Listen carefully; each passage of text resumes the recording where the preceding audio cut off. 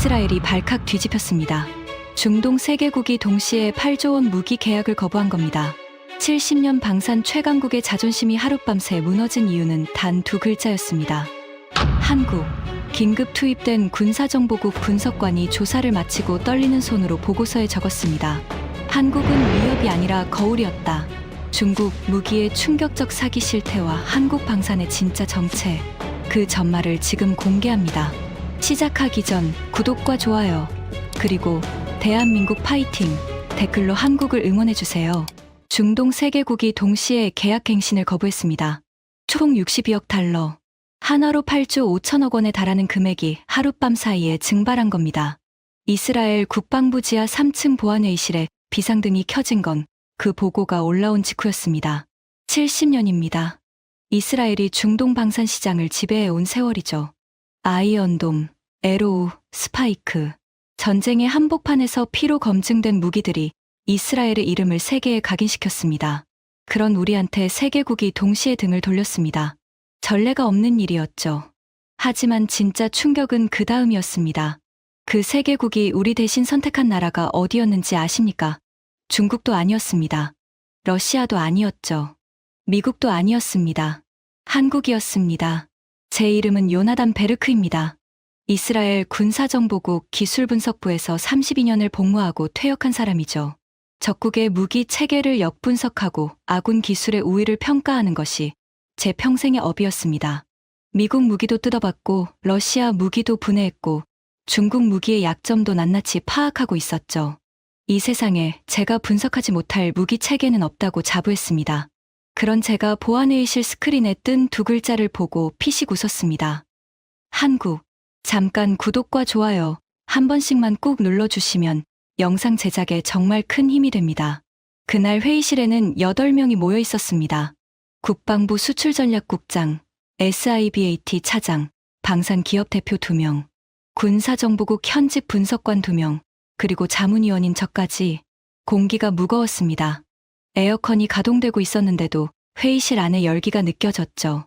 화면에는 붉은색으로 표시된 지도가 떠 있었습니다. 중동 전역이었죠. 3개국의 위치에 X표가 찍혀 있었습니다. 수출전략국장 다프나 레비가 먼저 입을 열었습니다. 상황을 정리하겠습니다. A국은 스파이크 미사일 연간 갱신 계약을 보류했습니다. B국은 레이더 체계 업그레이드 계약을 무기한 연기했고요.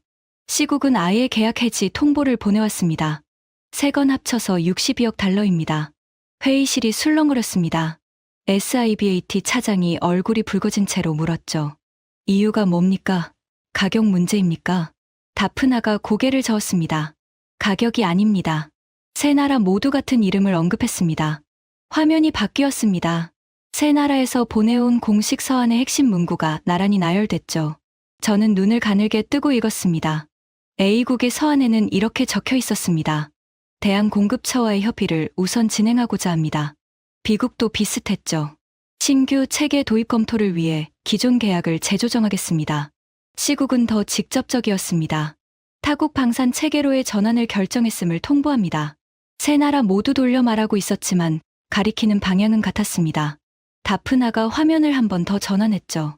그 대한공급처가 여기입니다. 태극기가 화면에 떴습니다. 회의실이 2초간 완전히 조용해졌습니다.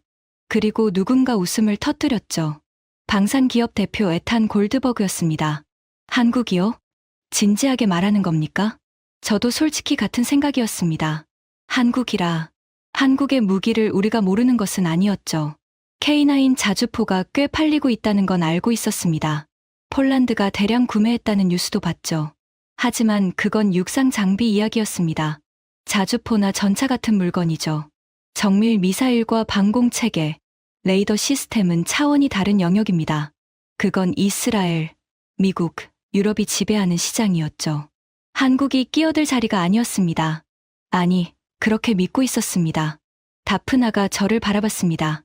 요나단 자문위원, 위원회에서 원인 분석을 맡아주실 수 있습니까? 저는 커피잔을 내려놓으며 대답했습니다. 한국 무기 체계 분석이라면 이틀이면 됩니다. 자신감이 아니라 무시였죠. 한국 무기가 뭐 대단하겠어. 어차피 서방 기술 조합해서 만든 물건일 테니까. 뜯어보면 금방 나올 거라고 생각했습니다. 분석관 시절 중국 무기를 역분석할 때도 3일이면 약점을 전부 찾아냈거든요. 한국이 중국보다 나을 리가 없다고 봤습니다. 그런데 다프나가 예상 밖의 말을 덧붙였습니다. 서면 분석만으로는 부족합니다. 현장을 직접 보셔야 합니다. 현장이요? 중동에 직접 가셔야 합니다. 시국 현장을요? 한국 무기가 실전에서 사용된 곳입니다. 저는 멈칫했습니다. 실전에서 사용됐다고요? 저는 그 부분을 몰랐습니다. 한국 무기가 실제 전투에 투입됐다는 보고를 제가 놓친 겁니다. 퇴역 이후 정보 접근이 제한됐으니 그럴 수도 있었지만 32년 경력의 자존심에 금이 가는 순간이었죠. 하지만 내색하지 않았습니다. 알겠습니다. 가겠습니다. 회의가 끝나고 복도를 걸어 나오는데 에탄이 뒤에서 따라왔습니다. 요나단, 한국이 뭘 만들었길래 이 난리인지 나도 궁금하긴 해. 하지만 걱정은 안 해. 이스라엘 무기를 대체할 수 있는 나라는 이 세상에 없으니까. 저도 같은 생각이었습니다. 에탄의 어깨를 두드리며 말했죠. 일주일이면 돌아올 거야. 보고서 한 장이면 끝나는 일이야. 중동행 비행기를 타기 전에 저는 한국 방산에 대한 기본 자료를 정리했습니다. 분석관 시절 버릇이죠. 어떤 대상이든 만나기 전에 전부 파악하고 가는 겁니다. 자료를 읽으면서 저는 코웃음이 나왔습니다. 한국의 방산 수출 역사를 보면 시작이 한심할 정도였거든요. 이스라엘은 건국 직후부터 무기를 자체 개발했습니다. 생존이 걸린 문제였으니까요. 사방이 적이었고 아무도 도와주지 않았습니다. 그래서 직접 만들었죠. 우지 기관단총부터 메르카바 전차까지 피와 땀으로 빚어낸 기술이었습니다. 한국은 달랐죠. 기술을 샀습니다. 미국한테도 사고 유럽한테도 사고 그리고 우리한테도 샀습니다. 저는 그 기억이 선명했거든요. 30여 년 전이었습니다. 제가 군사정보국에서 중령으로 근무하던 시절이죠. 이스라엘 방산기업 몇 곳이 한국에 기술 이전 계약을 체결했습니다. 미사일 유도 기술이었죠. 한국은 자국산 미사일을 개발하겠다면서 우리 기술이 필요하다고 했습니다. 당시 사무실에서 동료 아비브가 이렇게 말했던 게 기억납니다. 한국이 미사일을 만들겠다고? 자동차도 제대로 못 만들던 나라가? 모두가 웃었죠. 저도 웃었습니다. 당시 한국은 국제방산시장에서 존재감이 없었으니까요. 기술 이전이 승인된 건 순전히 돈 때문이었습니다. 한국이 상당한 금액을 지불했고 우리는 어차피 핵심 기술은 빼고 넘겨줬으니까요. 쉽게 말해 레시피의 재료만 알려주고 조리법은 안 가르쳐 준 겁니다. 재료만 갖고 요리를 할 수 있으면 그게 천재지. 아비브가 그때 한 말이 지금도 귀에 남아 있습니다. 한국 기술진이 이스라엘에 연수를 왔을 때 저는 보안 관련 업무로 그들과 접촉한 적이 있었습니다. 젊은 엔지니어 10여 명이었죠. 인상적이었던 건 그들의 눈빛이었습니다. 굶주린 사람의 눈이었어요. 정보를 흡수하려는 갈망이 눈에서 불꽃처럼 타오르고 있었죠. 하지만 저는 그때 걱정하지 않았습니다. 이유는 간단했어요. 미사일 유도 기술은 재료만 안다고 되는 게 아닙니다. 수십 년간 축적된 실전 데이터, 수천 번의 시행착오, 그리고 실제 전쟁에서 피드백을 받아 개선한 경험. 이것 없이는 진짜 무기를 만들 수 없습니다. 책에서 요리법을 읽는다고 미슐랭 셰프가 되는 게 아닌 것과 같죠. 이스라엘은 4차례의 중동 전쟁을 치르면서 그 경험을 쌓았습니다. 한국은 전쟁을 겪긴 했지만 그건 70년도 더 전 이야기였고 현대전과는 거리가 멀었죠. 실전 경험의 깊이가 비교 자체가 안 됐습니다. 그래서 저는 안심하고 있었습니다. 30여 년이 지났지만 그 판단은 변하지 않았다고 생각했죠. 한국이 K9 자주포를 잘 만든다는 건 인정합니다. 포를 만드는 건 상대적으로 단순하니까요. 하지만 정밀 유도 미사일, 다층 방공 체계, 통합 전투관리 시스템, 이런 첨단 영역은 다릅니다. 이건 이스라엘, 미국, 러시아만이 진입한 영역이었습니다. 비행기 안에서 자료를 정리하면서 저는 옆 좌석에 앉은 수행원 탈에게 말했습니다. 탈, 이번 출장은 길어야 5일이야. 현장 데이터 수집하고 현지 관계자 만나서 이유 파악하면 끝이야. 원인이 뭘 거라고 보십니까? 가격이겠지. 한국이 우리보다 싸게 팔았을 거야.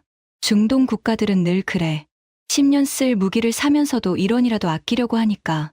싼 거 사서 후회하는 건 항상 저쪽이야. 탈이 태블릿을 건네며 말했습니다. 자문위원님, 이것 좀 보시겠습니까? 시국 전투 보고서 요약입니다. 기밀 해제된 부분만 발췌한 거예요. 저는 태블릿을 받아들고 읽기 시작했습니다. 비행기 창문으로 지중해에 파란 빛이 쏟아지고 있었죠. 보고서 첫 페이지를 넘겼습니다. 중국산 방공 시스템의 실전 투입 결과라고 적혀 있었습니다. 그 아래에 빨간 글씨로 요격률 제로라는 문구가 찍혀 있었죠. 저는 고개를 갸우뚱했습니다. 제로? 한 발도 못 맞췄다고? 중국 무기가 형편없다는 건 알고 있었지만 제로라니. 그건 좀 심하다고 생각했습니다. 보고서를 더 읽었죠. 16기 배치 중 12기 미작동. 나머지 4기 발사했으나 전탄 실패. 긴급 연락 23회 시도. 응답 없음. 23회 전화해서 한 번도 안 받았다고요? 저도 모르게 중얼거렸습니다. 탈이 고개를 끄덕였죠. 그리고 같은 전장에서 한국 시스템이 투입됐습니다. 결과는 다음 페이지에 있습니다. 저는 페이지를 넘겼습니다. 요격 시도 전탄 성공. 잠시 손이 멈췄습니다. 전탄 성공이라는 네 글자를 2번 읽었죠. 오타인가 싶어서 아래 데이터를 확인했습니다. 시스템 가동까지 소요 시간 2.7초. 환경 편차 플러스 마이너스 1.2%. 저는 태블릿을 내려놓았습니다. 창밖을 바라봤죠. 지중해의 파란 빛이 갑자기 다르게 보였습니다. 2.7초. 그리고 전탄 성공. 이 2가지 숫자가 머릿속에서 맴돌기 시작했습니다. 하지만 저는 고개를 저었습니다. 보고서 하나로 판단하면 안 됩니다. 현장을 봐야 합니다. 데이터를 직접 확인해야 하죠. 32년간 이 일을 해온 사람이 종이 몇 장에 흔들리면 안 됩니다. 착륙까지 3시간. 저는 눈을 감았습니다. 하지만 잠이 오지 않았죠. 2.7초라는 숫자가 어둠 속에서 깜빡이고 있었습니다. 중동의 공항에 내리자마자 열기가 얼굴을 덮쳤습니다. 숨을 쉬는 것만으로도 폐가 뜨거워지는 느낌이었죠. 이스라엘도 덥지만 이곳은 차원이 달랐습니다. 공기 자체가 끈적했고 모래 냄새가 코끝을 찔렀습니다. 공항에서 군용 차량이 우리를 기다리고 있었습니다. 시국 국방부에서 보낸 수행원이었죠. 마흐디라고 자기소개를 한 젊은 장교였습니다. 가는 길에 마흐디가 먼저 말을 꺼냈습니다. 베르크 자문위원님, 오시느라 고생하셨습니다. 아닙니다. 빨리 본론에 들어가고 싶습니다. 현장 방문 일정은 어떻게 됩니까? 내일 작전사령부를 방문하신 뒤 국방차관님과 면담이 잡혀 있습니다. 좋습니다. 저는 차창 밖을 바라봤습니다. 도로 양쪽으로 사막이 펼쳐져 있었죠. 군데군데 건물이 보였습니다. 그때 저는 흥미로운 것을 발견했습니다. 도로가 생각보다 상태가 좋았거든요. 중동의 사막 도로치고는 아스팔트가 균일하고 깨끗했습니다. 이 도로 언제 깔았습니까? 마흐디가 잠깐 생각하더니 대답했습니다. 오래됐습니다. 40년도 더 된 도로죠. 40년. 보수를 여러 번 했겠군요. 아닙니다. 원래 그대로입니다. 한국 업체가 깐 도로거든요. 한국이 만든 건 오래갑니다. 저는 그 말에 특별한 의미를 두지 않았습니다. 그저 건설 이야기겠거니 했죠. 하지만 나중에 그 한마디가 얼마나 큰 의미였는지 깨닫게 됩니다. 다음 날 아침, 작전사령부에 도착했습니다. 보안 검색을 거치고 브리핑룸에 들어갔죠. 화면에 전투 데이터가 준비되어 있었습니다. 시국 작전분석팀장 자밀 대령이 우리를 맞았습니다. 베르크 자문위원, 원하시는 데이터를 전부 준비했습니다. 무엇부터 보시겠습니까? 중국 시스템 로그부터 보여주십시오. 화면에 데이터가 펼쳐졌습니다.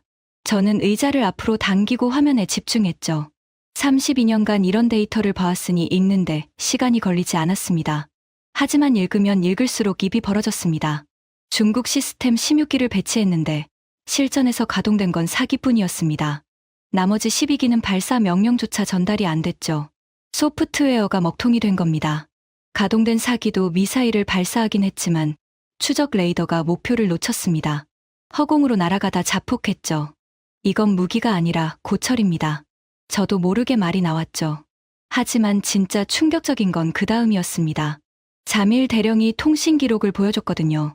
전투 중 중국 측에 긴급 연락을 시도했습니다. 총 23회. 응답 없음. 23회 전부요? 전부입니다. 신호음만 울리다 끊어졌습니다. 저는 자밀 대령의 얼굴을 봤습니다. 그의 눈에는 분노가 아니라 체념이 담겨 있었습니다. 이미 분노의 단계는 지난 거죠. 그뿐이 아닙니다. 자밀 대령의 목소리가 낮아졌습니다. 전투 중에 중국 기술 지원단이 있었습니다. 미사일이 날아오기 시작하자 그들은 작전실에서 사라졌습니다. 사라졌다니요? 도주했습니다. 자기들이 만든 무기가 작동하지 않는 상황에서 기술지원단이 현장을 버리고 도망친 겁니다. 나중에 확인하니 공항으로 가서 첫 비행기를 탔더군요. 저는 할 말을 잃었습니다. 무기를 팔아놓고 전쟁이 터지니까 도망을 쳤다. 이건 무책임을 넘어선 배신이었습니다. 이스라엘 사람으로서 중국을 좋게 본 적은 한 번도 없었지만 이 정도일 줄은 몰랐습니다. 더 있습니다. 자밀 대령이 새로운 문서를 화면에 띄웠습니다. 중국 측 납품 서류였죠. 전투 후 우리가 시스템을 분석해봤습니다. 발견한 게 있어요. 카탈로그에 기재된 레이더 탐지 거리가 실제 사양과 달랐습니다. 어떻게 다른데요? 카탈로그에는 탐지 거리 400km로 기재되어 있었습니다. 실제 측정 결과는 210km였습니다. 절반이었죠. 순간 등골이 서늘해졌습니다. 스펙을 위조해서 납품한 겁니까? 자밀 대령이 고개를 끄덕였습니다. 그뿐만이 아닙니다. 동시 추적 가능 목표 수도 카탈로그에는 24개로 적혀 있었지만 실제로는 8개가 한계였습니다.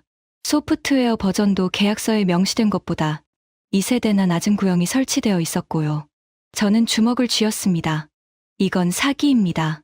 단순히 무기가 안 된 게 아니라 처음부터 속여서 판 거였습니다. 시험장에서 보여준 스펙과 실제 납품한 물건이 완전히 다른 겁니다. 사람 목숨이 달린 무기를 가지고 이런 짓을 한 거죠. 전쟁 중에 이 사실을 알았을 때 어떤 심정이었습니까? 자밀 대령의 손이 떨렸습니다. 미사일이 날아오고 있었습니다. 우리 방공 시스템은 절반만 보이는 눈으로 하늘을 올려다보고 있었죠. 그 눈마저 제대로 작동하지 않았습니다. 병사들이 기도를 시작했습니다. 저도 가족 얼굴이 떠올랐죠. 그때 우리가 느낀 건 분노가 아니었습니다. 우리는 버림받았구나. 그 생각뿐이었습니다.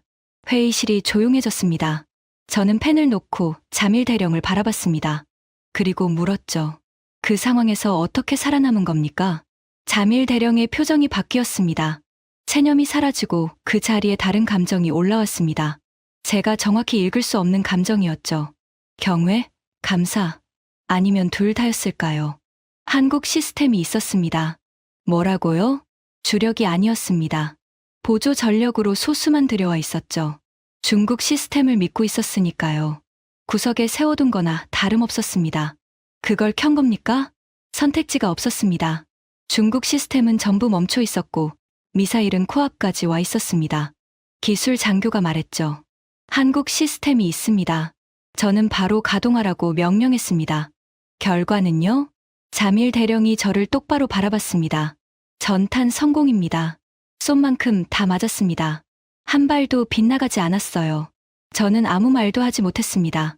비행기에서 읽었던 데이터가 사실이었던 겁니다. 베르크 자문위원, 하나만 더 말씀드리겠습니다.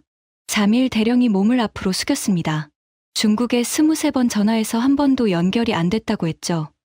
한국은 달랐습니다. 우리가 전화하기도 전에 한국 쪽에서 먼저 연락이 왔습니다. 전투 데이터가 실시간으로 한국 본사에 전송되는 시스템이 내장되어 있었거든요. 우리가 전투를 치르고 있을 때 수천 킬로미터 떨어진 한국에서는 이미 데이터를 분석하고 있었습니다. 전투가 끝나자마자 기술 지원 연락이 왔죠. 우리가 요청하기도 전에요. 23번 전화해도 안 받는 나라, 전화하기도 전에 먼저 연락하는 나라. 이 대비가 머릿속에서 선명하게 그려졌습니다. 저는 펜을 집어들었지만 아무것도 적지 못했습니다. 적을 말이 정리가 안 됐거든요. 자밀 대령이 마지막으로 한마디를 덧붙였습니다.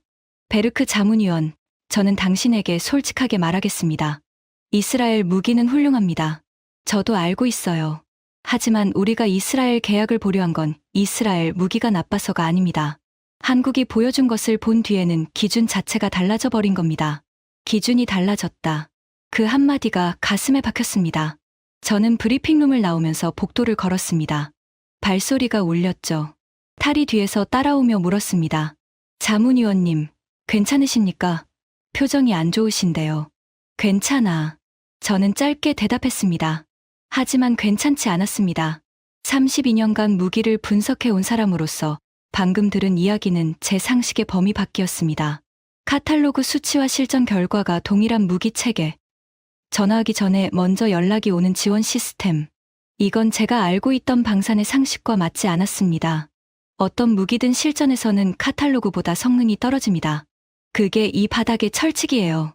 이스라엘 무기도 마찬가지입니다. 아이언돔이 요격률 90%라고 하지만 실전에서 매번 90%가 나오는 건 아닙니다. 환경에 따라 편차가 생기죠. 그게 정상입니다. 그런데 한국 시스템은 편차가 1.2%라고요? 카탈로그와 실전이 같다고요? 가능한 겁니까? 32년간 이 일을 해왔는데 그런 사례를 본 적이 없습니다. 저는 숙소에 돌아와 노트북을 펼쳤습니다. 잠을 자야 했지만 잘 수가 없었습니다. 데이터를 직접 봐야 했습니다. 잠일 대령의 말만 믿고 판단할 수는 없었죠. 제가 직접 확인해야 했습니다. 하지만 여러분, 저는 그때 몰랐습니다. 데이터를 직접 확인하면 안심이 될 거라고 생각했거든요. 어딘가 과장이 있을 거라고, 빈틈이 보일 거라고 기대했습니다. 하지만 데이터를 열어본 순간 저는 그 기대가 산산조각 나는 걸 느끼게 됩니다. 한국이라는 나라의 진짜 실체는 제가 상상했던 것과 완전히 다른 것이었습니다. 그리고 그건 시작에 불과했죠. 숙소에서 밤새 데이터를 뒤졌습니다. 잠일 대령이 넘겨준 전투 로그 전체를 한 줄 한 줄 읽었죠. 커피를 4잔째 마시고 있었습니다. 창밖은 이미 어두워져 있었고 에어컨 소리만 윙윙거리고 있었죠. 32년간 적국 무기를 역분석해온 사람입니다. 데이터를 읽는 건 제 밥이었죠. 하지만 이날 밤처럼 데이터 앞에서 오래 멈춰선 적은 없었습니다. 먼저 중국 시스템을 정밀하게 뜯어봤습니다. 결과는 잠일 대령이 말한 것보다 더 참혹했습니다. 16기 중 12기가 발사 명령을 받지 못한 이유를 추적했습니다. 소프트웨어 오류였죠. 그런데 단순한 버그가 아니었습니다. 전투관리 소프트웨어의 버전 자체가 문제였어요. 계약서에는 최신 버전인 5.2가 설치된다고 명시되어 있었습니다. 실제로 설치된 건 3.8이었죠. 2세대나 뒤처진 구형이었습니다. 3.8 버전에는 동시 다발 공격 대응 모듈이 아예 빠져 있었습니다. 미사일 한두 발이 날아오면 대응할 수 있지만 수십 발이 동시에 들어오면 시스템이 처리를 못하는 겁니다. 그러니까 이렇게 된 겁니다. 중국은 시험장에서 미사일 서너 발을 쏘는 조건으로 테스트를 했습니다. 당연히 잘 됐죠. 서너 발이면 3.8 버전으로도 충분하니까요. 그 결과를 카탈로그에 실었습니다. 하지만 실전은 다릅니다. 미사일이 30발 넘게 동시에 날아옵니다. 3.8 버전은 그 상황을 처리할 능력이 없었죠. 알고도 그랬을까요? 저는 잠시 생각했습니다. 답은 명확했습니다. 알고 있었습니다. 5.2 버전이 존재한다는 건 이미 그 문제를 인식하고 개선했다는 뜻이니까요. 개선된 버전을 가지고 있으면서 구형을 납품한 겁니다. 이유는 하나뿐이었죠. 비용 절감. 5.2 버전은 하드웨어, 요구 사양이 높아서 더 비싼 프로세서가 필요했을 겁니다. 구형을 넣으면 대당 수백만 달러를 아낄 수 있었겠죠. 수백만 달러를 아끼려고 사람 목숨이 달린 소프트웨어를 바꿔치기 한 겁니다. 레이더 사양도 마찬가지였습니다. 카탈로그 탐지 거리 400km, 실제 210km. 이건 단순한 성능 미달이 아니었습니다. 부품 자체가 달랐어요. 카탈로그 사양을 달성하려면 갈륨 비소 기반 고출력 송신기가 필요합니다. 실제로 설치된 건 실리콘 기반 저출력 모델이었죠. 가격 차이가 3배 이상 나는 부품입니다. 저는 노트북 앞에서 이를 악물었습니다. 이건 방산이 아닙니다. 사기입니다. 조직적이고 계획적인 사기. 탈이 옆에서 다른 자료를 분석하다가 저를 불렀습니다. 자문위원님, 이것 좀 보셔야 합니다. 뭔데? 중국 측 납품 후 검수 보고서입니다. 시국이 납품 직후 자체 검수를 시도한 기록이에요. 화면을 보니 시국 기술팀이 납품된 시스템의 사양을 검증하려 했던 기록이 있었습니다. 그런데 중국 측이 검수를 거부했습니다. 사유가 걸작이었죠. 군사 기밀에 해당하는 핵심 모듈의 외부 접근은 제조사 정책상 허용되지 않습니다. 자기들이 만든 무기를 산 나라가 들여다보지도 못하게 막은 겁니다. 왜요? 열어보면 사양이 다르다는 게 드러나니까요. 검수를 못하게 막아놓고 카탈로그 수치만 믿으라고 한 겁니다. 저는 의자 등받이에 몸을 기대며 천장을 올려다봤습니다. 중국이라는 나라가 무기를 파는 방식이 눈앞에 그려졌습니다. 시험장에서 조건을 맞춰놓고 잘 되는 것만 보여준다. 카탈로그에 뻥 스펙을 적는다. 핵심 부품은 싼 걸로 바꿔치기 한다. 검수는 못하게 막는다. 전쟁이 터지면 전화를 안 받는다. 기술 지원단은 도망간다. 그리고 나중에 뭐라고 했는지 아십니까? 탈이 또 다른 문서를 보여줬습니다. 전투 후 중국 측이 시국에 보낸 공식 서한이었죠. 실전 환경이 시험 조건의 범위를 초과하였으며 운용국의 유지보수 절차 미준수가 성능 저하의 주된 원인으로 판단됩니다. 저는 그 문장을 3번 읽었습니다. 3번 다 같은 감정이 올라왔죠. 구역질이었습니다. 부실한 물건을 팔아놓고 전쟁에서 사람이 죽을 뻔했는데 그게 산 쪽 잘못이라고요? 유지보수를 제대로 안 해서 그렇다고요? 이건 악질입니다. 제가 32년간 분석한 수많은 나라들 중에서 이런 경우는 처음이었습니다. 무기 성능이 떨어지는 나라는 봤습니다. 기술이 부족한 나라도 봤죠. 하지만 의도적으로 스펙을 속이고 검수를 막고 문제가 터지면 도망치고 뒤에서 산 나라한테 책임을 전가하는 나라는 처음이었습니다. 중국 데이터에 분노가 끓어오르고 있었지만 저는 감정을 가라앉히고 다음 파일을 열었습니다. 한국 시스템 로그였죠. 분석관은 감정에 휘둘리면 안 됩니다. 데이터가 말하게 해야 합니다. 파일을 열었습니다. 첫 번째 줄부터 눈이 멈췄습니다. 시스템 활성화에서 요격 준비 완료까지 2.7초. 이스라엘의 아이언도미 같은 과정에 걸리는 시간이 얼마인 줄 아십니까? 기밀이라 정확한 수치는 말씀드릴 수 없지만 2.7초보다 깁니다. 꽤 많이 깁니다. 이건 제가 예상하지 못한 부분이었습니다. 다음 데이터. 요격 시도 횟수와 성공 횟수가 동일했습니다. 쏜 만큼 다 맞았다는 뜻이죠. 저는 그 숫자를 엑셀에 옮겨 적고 계산기를 두드렸습니다. 혹시 데이터에 빠진 부분이 있는지 확인하고 싶었거든요. 없었습니다. 빠진 데이터 없이 완벽하게 일치했습니다. 환경 변수를 넣어봤습니다. 32년 경력의 습관이죠. 어떤 무기든 환경이 바뀌면 성능이 흔들립니다. 사막의 낮 기온, 모래바람 농도, 야간 온도 하강, 전자전 간섭 수준. 이 변수들을 하나씩 적용해서 한국 시스템의 성능 편차를 계산했습니다. 결과가 나왔을 때 저는 화면을 의심했습니다. 편차가 플러스 마이너스 1.2%였거든요.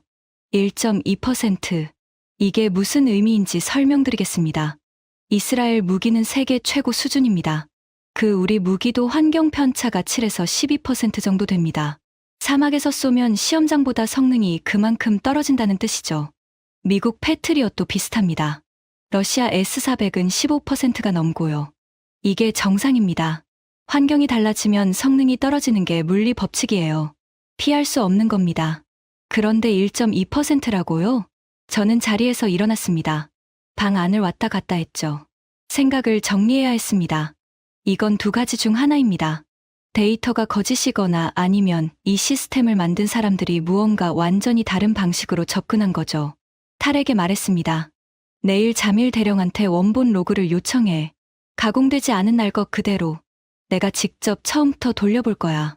다음 날 원본 로그를 받았습니다. 밤새 돌렸죠. 결과는 같았습니다.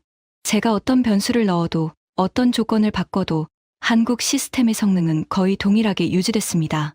그때 탈이 한 가지를 발견했습니다. 자문위원님, 한국 시스템의 소프트웨어 설정 파일을 보세요. 이상한 게 있습니다. 뭐가? 환경 보정 파라미터가 입력되어 있어요. 근데 이게 범용 수치가 아닙니다.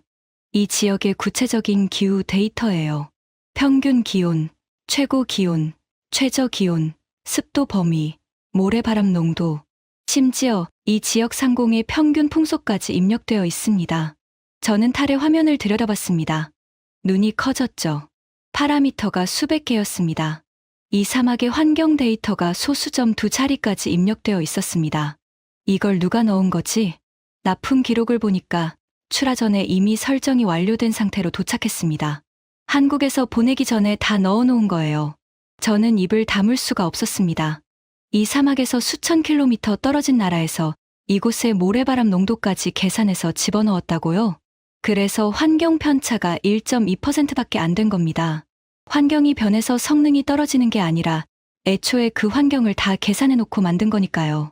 중국은 시험장에서 자기네 조건으로 시험하고 통과시킨 뒤 그대로 보냈습니다. 사막의 조건은 고려하지 않았죠. 환경이 달라지니까 성능이 추락한 거고요. 한국은 반대였습니다. 보내기 전에 그 나라의 환경을 연구했습니다. 기후 데이터를 수집하고 시뮬레이션을 돌리고 거기에 맞춰서 소프트웨어를 세팅한 겁니다. 그래서 도착하자마자 바로 가동이 되었고 실전에서 카탈로그 수치와 동일한 성능이 나온 거죠. 저는 의자에 털썩 주저앉았습니다. 32년간 무기를 분석해왔습니다. 이런 접근은 처음이었습니다. 보통 무기를 만드는 나라들은 어떻게 합니까? 일단 만듭니다. 그리고 팝니다. 쓰는 쪽에서 알아서 환경에 맞추라는 거죠. 우리 이스라엘도 크게 다르지 않았습니다. 아이언돔을 수출할 때 기본 세팅으로 보내고 현지에서 조정하라고 합니다. 조정하는데 몇 주가 걸리죠. 한국은 조정할 필요 자체를 없앤 겁니다. 보내기 전에 다 해놓으니까요. 탈에게 물었습니다. 이 환경 데이터를 수집하려면 얼마나 걸릴 것 같아? 탈이 파라미터 수를 세더니 대답했습니다. 이 정도 정밀도면 현지에서 최소 1년 이상 기후 관측을 하거나 위성 데이터를 수년간 축적해야 합니다. 납품 전에 이걸 완성하려면 계약 전부터 준비를 시작했어야 해요. 계약 전부터?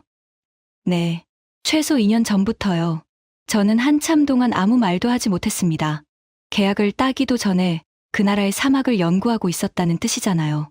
이건 무기를 파는 게 아닙니다. 전혀 다른 차원의 일이었습니다. 다음 날 오전, 저는 자밀 대령을 다시 만났습니다. 이번에는 다른 질문을 하려고 했죠. 대령, 중국 시스템의 실전 실패 이후 중국 측의 반응이 어땠습니까? 자밀 대령의 표정이 어두워졌습니다. 그가 서류 한 뭉치를 꺼냈죠. 전투가 끝나고 우리는 중국 측에 공식 항의를 했습니다. 스펙 위조, 긴급 연락 불통, 기술 지원단 이탈. 전부 문서화해서 보냈죠. 중국이 뭐라고 했습니까? 자밀 대령이 쓴웃음을 지었습니다. 처음에는 침묵했습니다. 2주 동안 아무 응답이 없었죠. 그래서 우리가 국제 중재를 신청하겠다고 통보했습니다. 그제야 반응이 왔어요. 뭐라고 했는데요? 자밀 대령이 서류를 펼쳤습니다. 중국 측 공식 서한이었죠. 이 사안의 국제적 공개는 양국 경제 협력 관계에 심각한 영향을 미칠 수 있음을 알려드립니다. 저는 눈을 가늘게 떴습니다. 이건 외교적 표현이지만 해석하면 한마디입니다. 입 다물지 않으면 경제 보복하겠다. 협박한 겁니까? 대놓고는 아닙니다. 하지만 같은 시기에 우리나라에 대한 1대1로 투자 재검토 소식이 흘러나왔습니다. 인프라 사업 3건이 갑자기 보류됐죠. 우연이라고 하기엔 타이밍이 너무 정확했습니다.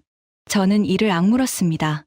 부실한 무기를 팔아서 사람을 죽을 뻔하게 해놓고 항의하니까 경제 보복으로 입을 막으려 한 겁니다. 하지만 자밀 대령의 이야기는 거기서 끝나지 않았습니다. 우리만 당한 게 아닙니다. 우리가 한국 시스템으로 전환한다는 소식이 퍼지면서 주변 국가들도 움직이기 시작했죠. D국이 한국과 접촉을 시작했습니다. 그러자 중국이 D국에도 같은 수법을 썼어요. 어떻게요? D국 외교부에 비공식 채널로 메시지를 보냈습니다. 한국 무기 도입은 양국 전략적 파트너십에 부합하지 않는다. 신중한 판단을 촉구한다. D국은 어떻게 했습니까? 자밀 대령이 고개를 숙였습니다. D국은 한국 계약을 철회했습니다. 중국 압력에 굴복한 거죠. 주먹이 저절로 쥐어졌습니다. 중국은 자기 무기가 실전에서 완전히 망가졌다는 사실을 숨기면서 다른 나라들이 한국으로 가는 것까지 막고 있었습니다. 자기 물건은 안 되면서 남이 좋은 물건 사는 것도 방해하는 겁니다. 하지만 모든 나라가 굴복한 건 아닙니까? 자밀 대령이 고개를 들었습니다. 눈빛이 달라져 있었죠. 우리는 굴복하지 않았습니다. 중국 무기 때문에 우리 병사들이 죽을 뻔했습니다. 기도를 하면서 죽음을 각오했습니다. 그걸 겪고 나서 경제 협박이 무섭겠습니까? 인프라 사업 10개를 잃어도 우리 병사들 목숨보다 귀하진 않습니다.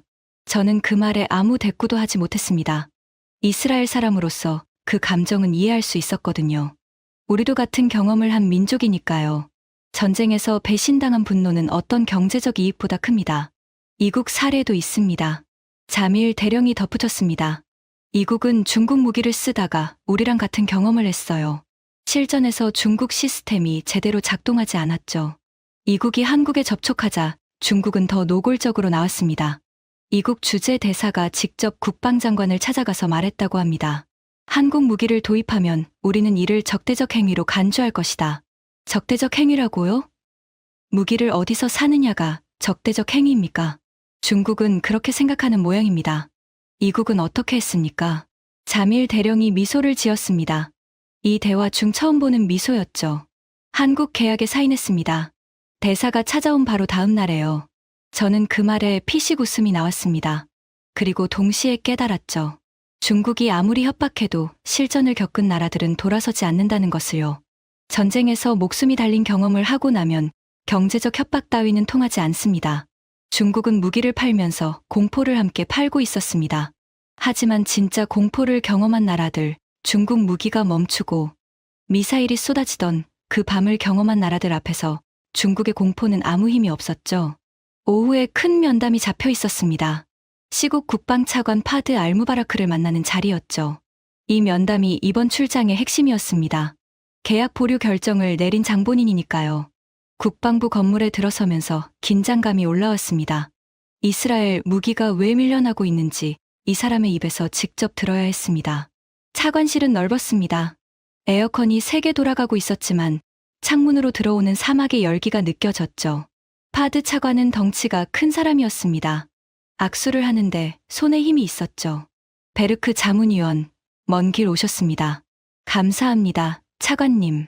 바로 본론으로 들어가도 되겠습니까? 파드 차관이 고개를 끄덕였습니다. 차관님, 솔직하게 여쭙겠습니다. 이스라엘 무기가 문제가 있었습니까? 파드 차관이 잠시 저를 바라봤습니다. 그리고 천천히 입을 열었죠. 문제가 없었습니다. 그러면 왜 계약을 보류하신 겁니까? 이스라엘 무기가 나빠서가 아닙니다. 한국을 만나고 나서 기준이 바뀐 겁니다. 그 말은 잠일 대령도 했었죠. 저는 더 구체적으로 파고들었습니다. 기준이 어떻게 바뀌었는지 설명해 주시겠습니까?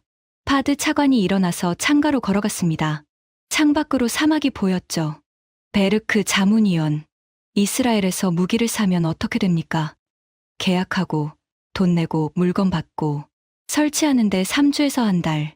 현지 조정이 필요하면 이스라엘 기술팀이 옵니다. 잘 되면 좋고, 문제가 생기면 연락해서 수리받고. 이게 전부죠? 네, 그게 표준 절차입니다. 한국은 달랐습니다. 어떻게요? 파드 차관이 돌아서서 저를 바라봤습니다. 한국 시스템이 도착했을 때 우리 기술팀이 놀란 게 있습니다. 포장을 뜯자마자 바로 가동이 되더라는 겁니다. 바로요? 현지 세팅 없이? 없이요. 이미 다 되어 있었습니다. 우리 지역의 위도, 경도, 기후 데이터, 예상 위협, 유형별 대응 알고리즘까지 전부 사전에 입력된 상태로 왔습니다. 그건 저도 데이터에서 확인했습니다. 하지만 차관의 입에서 직접 듣는 건 다른 무게가 있었죠. 그것뿐이 아닙니다. 파드 차관이 책상 서랍에서 서류를 꺼냈습니다. 한국 측이 납품 전에 보내온 기술 문서입니다. 보시겠습니까? 서류를 받아 펼쳤습니다. 페이지를 넘기다가 저는 멈춰야 했습니다. 기술 문서가 아랍어로 번역되어 있었거든요. 기술 용어까지 현지 기술병들이 이해할 수 있는 수준으로 풀어서요. 이걸 한국이 번역해 준 겁니까? 네. 매뉴얼뿐만 아니라 교육 프로그램도 우리 언어로 준비해 왔습니다. 화상 교육을 매일 진행했고 우리 기술병이 완전히 이해할 때까지 같은 내용을 20번이든 30번이든 반복했습니다. 저는 서류를 내려놓고 차관을 바라봤습니다. 차관님, 하나만 더 여쭙겠습니다. 한국 시스템에 대해 제가 모르는 게 있으니까 방공 체계 외에 다른 것도 도입하신 겁니까? 파드 차관의 눈이 미세하게 변했습니다. 한순간 경계하는 표정이 스치더니 금방 사라졌죠. 왜 그걸 물으시죠? 통합체계 설계도를 봤는데 연결되지 않은 포트가 있었습니다.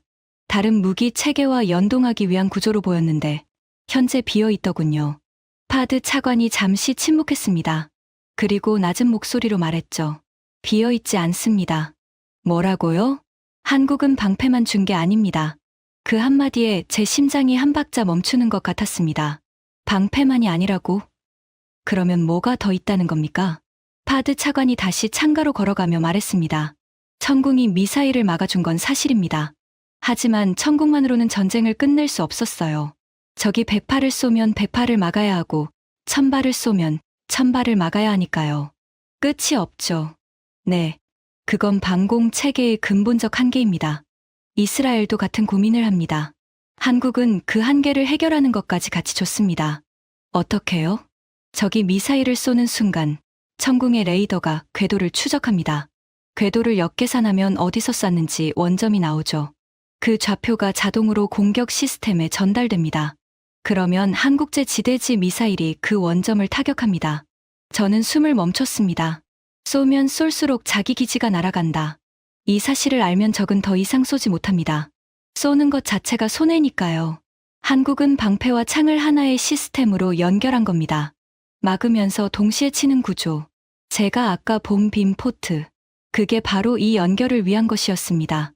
방공 시스템을 설계할 때부터 공격 시스템과 통합되는 구조를 미리 만들어 놓은 겁니다. 처음부터 전쟁을 끝내는 방법까지 설계해 놓고 있었던 거죠. 차관님, 이건 우리 이스라엘의 다층 방어 개념과 비슷합니다. 아이언돔으로 막고 에로우로 요격하고 필요하면 공격하는. 하지만 결정적인 차이가 하나 있었습니다. 뭡니까? 이스라엘은 이 체계를 수출할 때 단계를 나눕니다. 방어 체계만 팔고 공격 체계는 별도 협상이죠. 그리고 수출용은 자국용보다 한 단계 낮춘 사양입니다. 이건 우리뿐 아니라 미국도 러시아도 다 그렇게 합니다. 자기네가 쓰는 것과 파는 것은 다른 거죠. 그게 이 바닥의 상식이에요. 한국은 어떻게 했습니까? 파드 차관이 대답했습니다. 자국용과 동일한 사양입니다. 방패와 창을 처음부터 한 세트로 설계해서 줬습니다.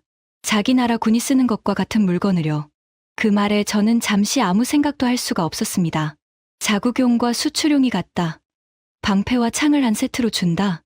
이건 제가 32년간 알고 있던 방산의 규칙을 완전히 깨는 것이었습니다.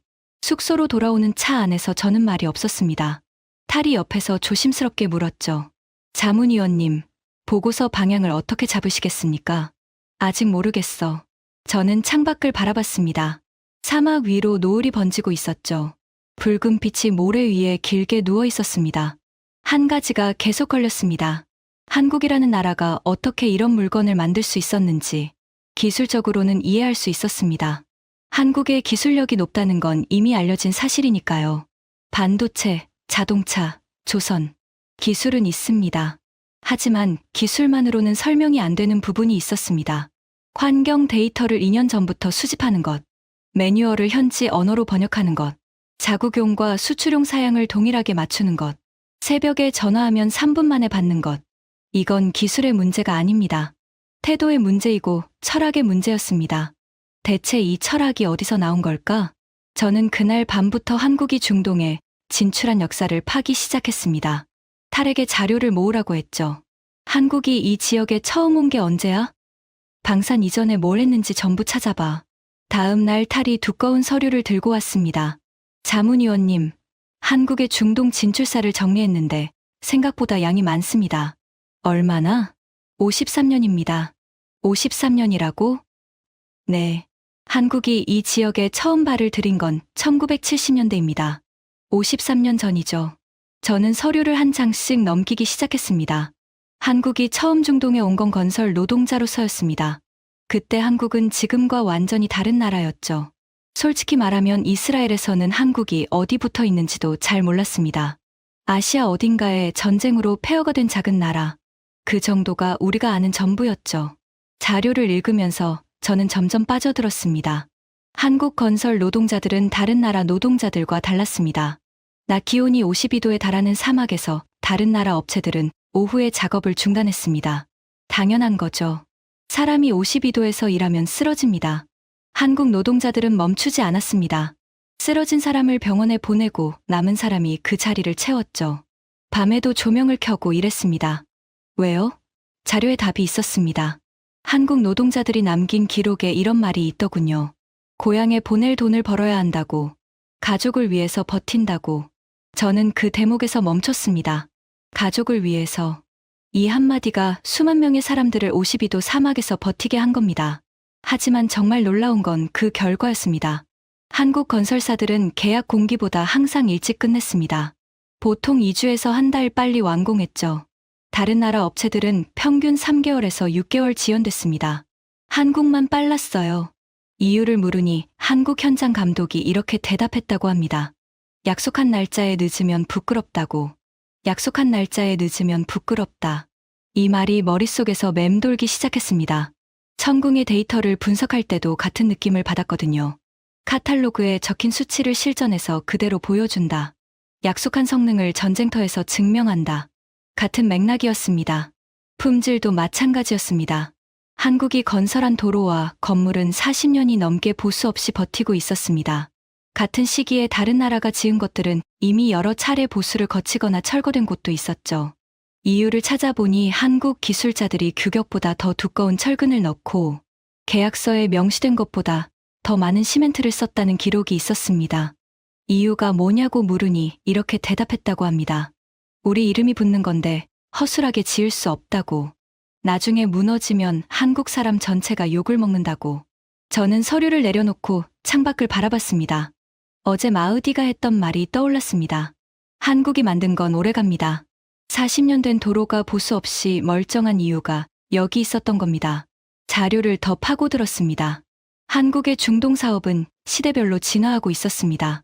1970년대에는 건설이었습니다. 도로를 깔고 건물을 올렸죠. 1980년대에는 제조업이 시작됐습니다. 자동차와 전자제품이 들어왔죠. 1990년대에는 플랜트 사업으로 확장됐습니다. 정유시설, 발전소, 담수시설. 규모가 완전히 달라졌죠. 그리고 2000년대 이후 방산이 시작됐습니다. 산업은 바뀌었습니다. 하지만 패턴은 동일했습니다. 저는 이걸 깨닫는 순간 온몸에 소름이 돋았습니다. 건설에서 보여준 것, 약속한 공기를 지킨다. 품질을 타협하지 않는다. 현지 환경에 맞춘다. 떠난 뒤에도 매뉴얼을 남긴다. 방산에서 보여준 것, 약속한 성능을 실전에서 증명한다. 환경 변수까지 계산해서 만든다. 현지 언어로 교육한다. 납품 후에도 새벽에 전화를 받는다. 같은 겁니다. 53년 전이나 지금이나 한국이라는 나라가 일하는 방식은 단 한 번도 바뀌지 않았습니다. 삽에서 미사일로 도구는 바뀌었지만 그 안에 담긴 철학은 동일했죠. 약속을 지킨다. 대충 하지 않는다. 끝까지 책임진다. 탈에게 말했습니다. 탈. 예. 내가 이번 출장 올 때 뭐라고 했지? 일주일이면 돌아온다고 하셨습니다. 보고서 한 장이면 끝난다고요. 틀렸어. 탈이 저를 바라봤습니다. 이건 보고서 한 장으로 끝날 문제가 아니야. 한국이라는 나라를 53년치 분량으로 분석해야 해. 저는 그날 밤 잠들기 전에 한 가지를 더 깨달았습니다. 제가 두려워해야 할 건 이스라엘 무기의 성능이 뒤처지는 것이 아니었습니다. 우리 무기는 여전히 훌륭합니다. 기술적으로 한국보다 앞선 부분도 있죠. 하지만 우리에게 없는 것이 한국에게 있었습니다. 53년간 한 번도 끊기지 않은 신뢰의 역사. 사막에서 삽으로 시작해서 미사일까지 이어진 약속의 궤적. 기술은 돈으로 살 수 있습니다. 하지만 신뢰는 돈으로 살 수 없죠. 오직 시간으로만 쌓을 수 있습니다. 한국은 그 시간을 53년이나 투자한 겁니다. 그리고 여러분, 이 사실을 깨닫고 나니 더 큰 질문이 떠올랐습니다. 그러면 이스라엘은 뭘 한 겁니까? 우리도 이 지역에서 70년 넘게 무기를 팔아왔습니다. 70년이면 53년보다 긴 세월이에요. 그런데 왜 우리는 고객을 빼앗기고 한국은 고객을 끌어들이는 겁니까? 그 답을 알아내는 순간 저는 제 보고서의 제목을 바꿔야 했습니다. 원래 제목은 한국 방산 위협 평가 보고서였습니다. 하지만 그건 적합하지 않았죠. 한국은 위협이 아니었습니다. 거울이었습니다. 우리 자신을 비추는 거울. 이스라엘로 돌아가는 비행기 안에서 저는 보고서를 쓰기 시작했습니다. 32년간 수백 건의 보고서를 작성해 왔지만 이번만큼 펜이 무거웠던 적은 없었습니다. 쓸 내용은 명확했습니다. 하지만 그 내용을 인정하는 것이 쉽지 않았죠. 원래 보고서 제목은 한국 방산 위협 평가 보고서였습니다. 출장 가기 전에 미리 만들어 놓은 파일이었죠. 위협이라는 단어를 자연스럽게 썼습니다. 한국이 우리 시장을 침범하고 있으니까 위협이라고 생각한 거죠. 하지만 중동에서 보고 들은 것들을 정리하면서 그 제목이 틀렸다는 걸 깨달았습니다. 한국은 우리 시장을 빼앗은 게 아니었습니다. 고객들이 스스로 한국을 선택한 겁니다. 차이가 큽니다. 빼앗긴 거라면 우리가 막으면 되지만 고객이 스스로 떠난 거라면 우리가 바뀌어야 합니다. 저는 제목을 지우고 새로 적었습니다. 한국 방산 경쟁력 분석 및 이스라엘 대응 전략 보고서. 보고서의 첫 장에 이렇게 썼습니다. 결론부터 말씀드리겠습니다. 한국은 모방 국가가 아닙니다. 30여 년 전 우리가 한국에 미사일 유도 기술을 이전한 것은 사실입니다. 한국이 우리에게서 배운 것도 사실이죠.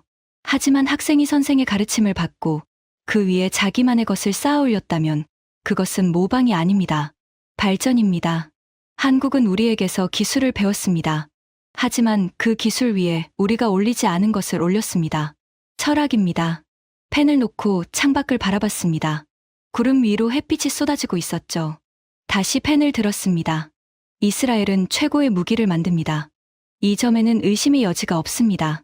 아이언돔은 세계 최고의 방공 시스템이고 에로우는 탄도 미사일 요격의 표준입니다.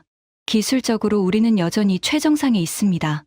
하지만 기술적 우위가 시장에서의 우위를 보장하지 못한다는 것을 이번 조사에서 확인했습니다. 이스라엘과 한국의 결정적 차이는 기술이 아닙니다. 관계입니다. 이스라엘은 무기를 팝니다.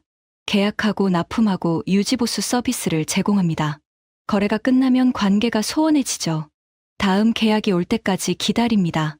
이것이 우리의 방식이었습니다. 70년간. 한국은 달랐습니다. 한국은 무기를 팔기 53년 전부터 이 지역에 있었습니다. 건설 노동자로 시작해서 도로를 깔고 건물을 올리고 발전소를 짓고 그리고 나서야 무기를 가져왔습니다. 53년간 약속을 지키고 품질을 증명하고 신뢰를 쌓은 다음에 무기를 내놓은 겁니다. 우리는 70년간 무기를 팔았습니다. 한국은 53년간 신뢰를 심었습니다. 그리고 지금 그 신뢰 위에 무기를 올려놓았죠. 기초가 다릅니다. 우리의 기초는 기술입니다. 한국의 기초는 신뢰입니다. 기술은 돈으로 따라잡을 수 있습니다. 하지만 53년간 쌓은 신뢰는 돈으로 살 수 없습니다. 보고서를 쓰면서 한 가지 더 적어야 할 것이 있었습니다. 중국에 대해서요. 이번 조사에서 확인된 중국의 행태는 방산시장 전체의 신뢰를 훼손하는 수준입니다.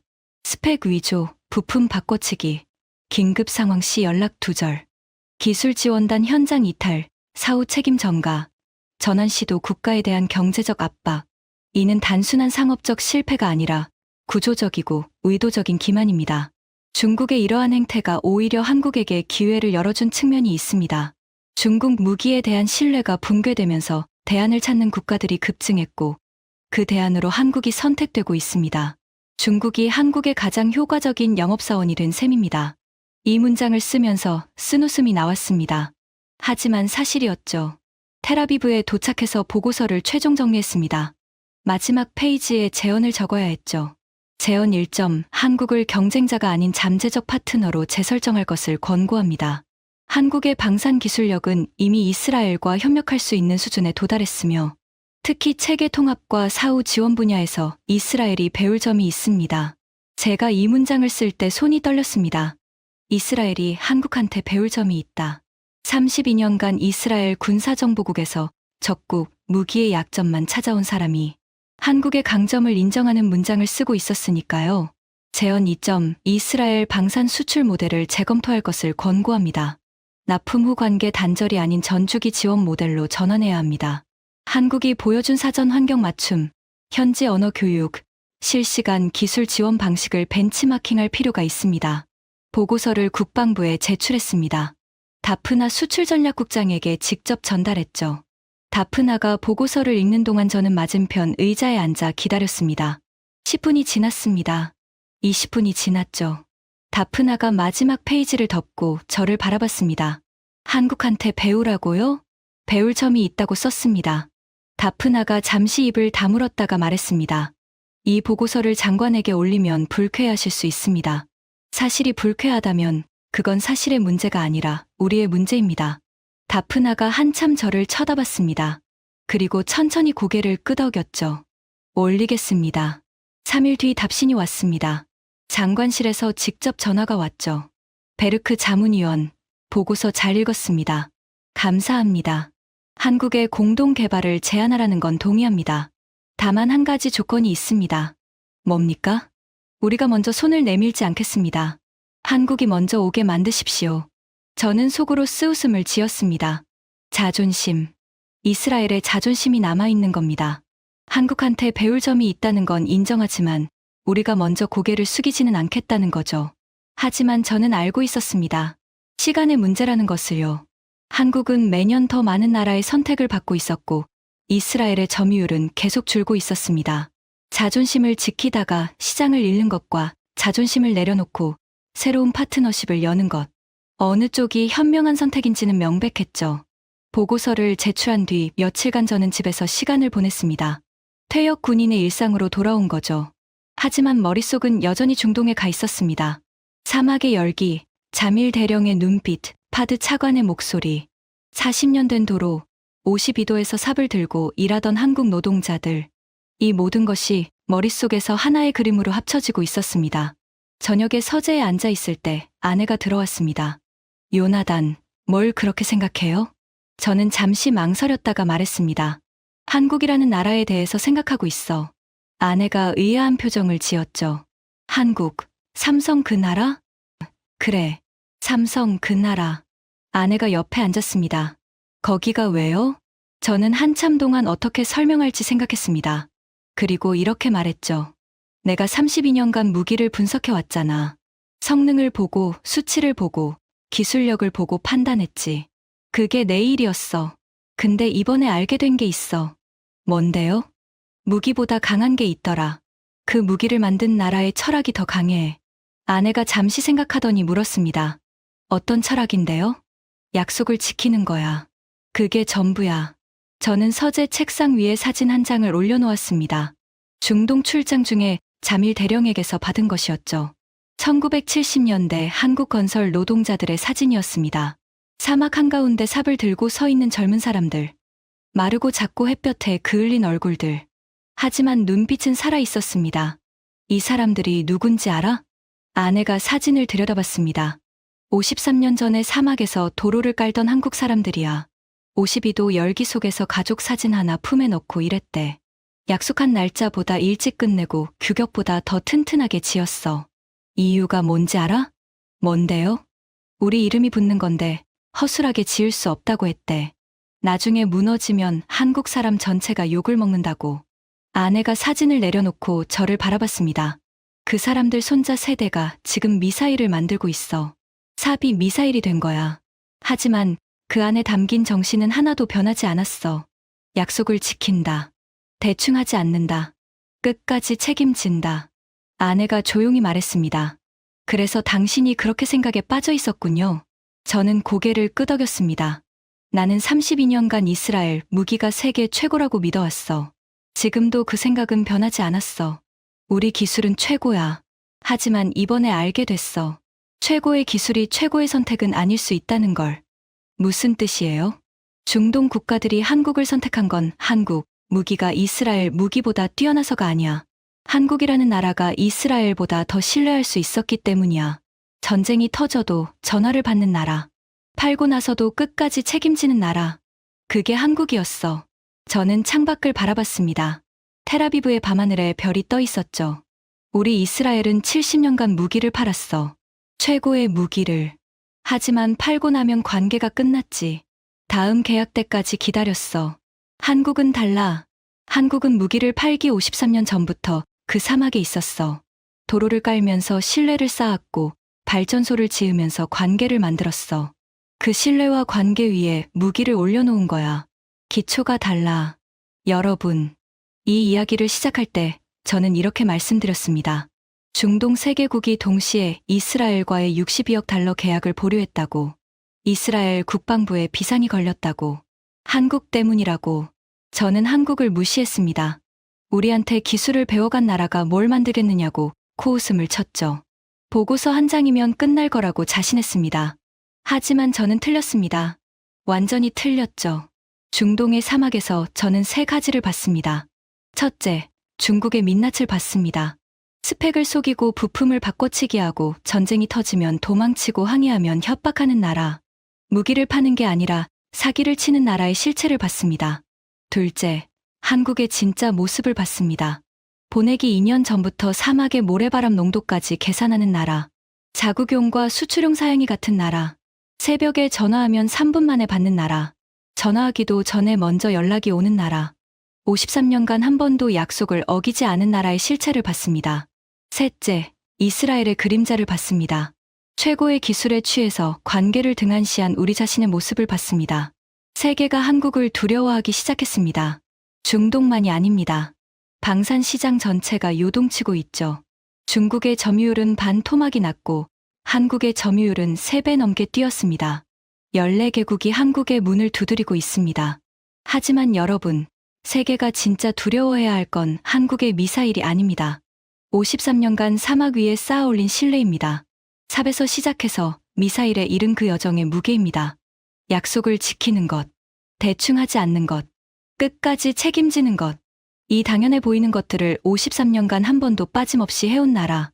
그것이 대한민국입니다. 전쟁에서 진짜 무서운 건 성능이 아닙니다. 전화를 받는 나라인지 아닌지, 전쟁이 터져도 도망가지 않는 나라인지 아닌지, 그걸 봐야 합니다. 그리고 그 기준을 통과하는 나라는 지금 이 세상에 단 하나뿐입니다. 제 이름은 요나단 베르크입니다. 이스라엘 군사정보국에서 32년을 복무한 사람이죠. 평생 무기의 성능만 분석해 온 저를 변하게 만든 나라, 대한민국. 이 이름을 세계가 기억해야 합니다. 지금까지 이스라엘 군사정보국 32년 경력의 분석관이 중동 사막에서 마주한 대한민국의 진짜 실체였습니다.